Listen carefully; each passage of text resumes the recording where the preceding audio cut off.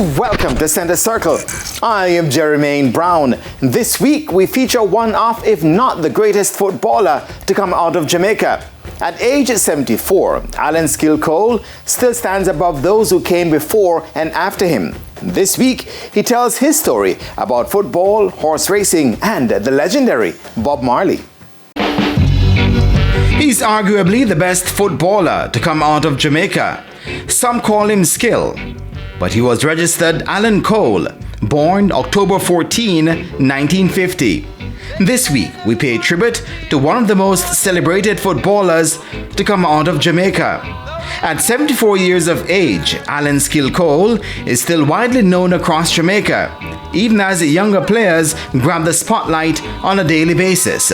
But before he speaks of his legendary career, we had to find out about his health, as recently he was admitted to the University Hospital on the West Indies. Well, I'm doing great, As a matter of fact, I started doing some jogging, I had a problem with I had operation on my knee, so that was a major issue. So I'm now in good hands. I started doing some jogging now until I started juggling. So it's coming on, and the other one was the ulcer I had, and I think that has been taken care of, so I'm doing fine. As I introduced you as Skill, but the name Skill would have come from your younger days because of your style of play.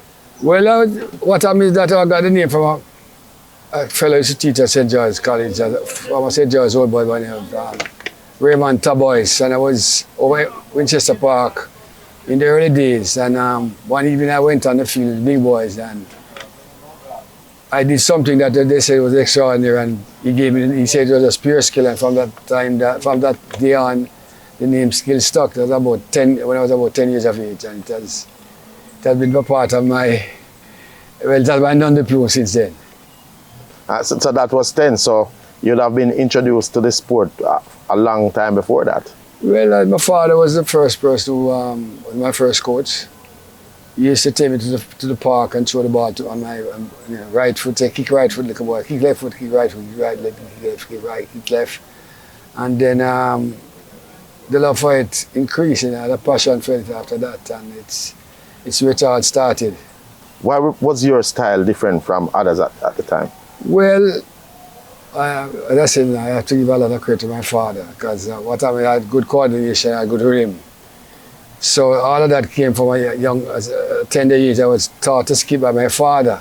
So skipping was a thing that helped me to have coordination and rhythm, and I had good foot movements from that. And so I had exceptional some unusual foot movements that really deceived defenders. So that was really something special in that period of time. And and of course you had to work hard. And I kept myself in good shape. My father, again, was responsible for that. And, it made it become more easier for me.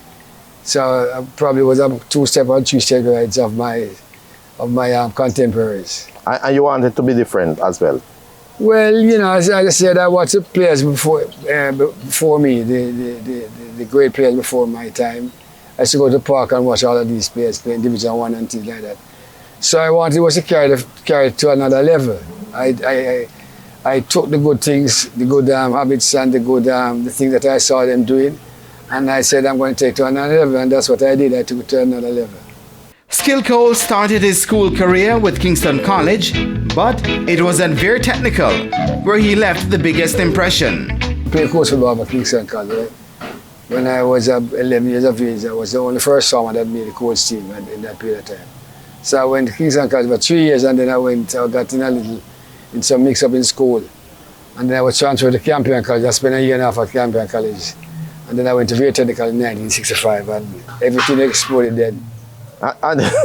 Yeah, because even after you left KC exploded too at the Banding Cup level. So it's as if you didn't miss out on anything. Well, as I said, most of that famous team was, most of those players we played together, coach, in the early 60s, And that was a talented bunch at that time, some of the better talents in schoolboy football. So they became champions and things like that, That's history. And they became it's a part of history. And something that's still a history right now is your debut for the national team. That was at age 15 and 4 months. Yeah. Still a record right now. Yeah, it's 15 years and 3 months to be exact. Yeah, and it still remains a record on the globe. So tell me at that time though, age 15, when you got a call to play for the national team, at that age, what went through your mind at the time though? Well, you know what, it was 65 after that, my first season in real competitive schoolboy football. I played the Costa Cup. And we won the Costa Cup 65. We created history because before that, only 2 teams had won the Costa Cup, was Cornwall and Monroe. So Very Technical became the 3rd team to accomplish that feat. So like it was something special for us, and it was a rising of the change of the guards, if you want to call it like that. So, but I was called to the national squad at the end of that season. And there was a Brazilian team coming to Jamaica. We had the national coach, who was Brazilian by the name of George Penna. So there were quite a few, probably 3 or 4 schoolboys were included on that squad. Myself, Neville Oxford, Winston, Earl, and Jumpy Harris. Yeah, Jumpy was on that squad too. Yeah.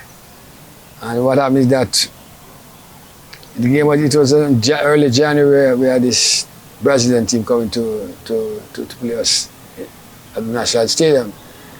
So, like the evening before, the Friday evening before the game was on a Sunday. So the Friday evening we had what they call a scrimmage, or whatever you want to call it, practice amongst ourselves. And you know, I was on the B team as a schoolboy, and what happened is that one of the bigger boys got hurt. I didn't know that. And Sunday when we went to the stadium for our pre-match meal, I was told that I think it was Oscar Black was injured. So I didn't really know what was going to happen, because when Penny was picking his team, we would go to the change room and he'd give the first 11 players their jersey, and then you know that's the starting team. So when we went into the change room, I got number 8. And you know, I always said to myself as a youngster when I watch a bigger players play that whenever I get my game, that's going to be it. Because I was doing things that the bigger boys had problems doing.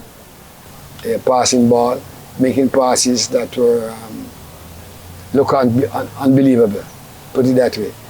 So I got my game on that day, and number 8 became my jersey after that.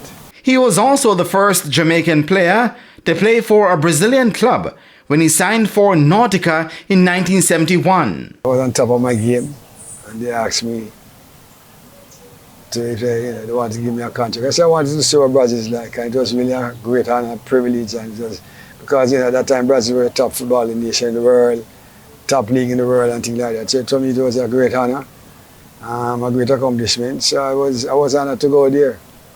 But even today, you're still looked up as an icon at Nautica, because I think it was last year the Reggae Girls toured Brazil, and they were presented with a replica shirt with your name on the back of it as well. Well, they went to the Nautica Stadium to train, and you know, in the hall there's my photograph there, a lot of photographs of the team and things like that. I don't think they knew any of that history, the regulars. I don't think they were informed of the history. So I remember they sent me the photograph from Brazil, a friend of mine his father was my good friend. He passed, his father was a journalist, and his father named him after me. And I didn't even know that until late in the latter part of 20-something.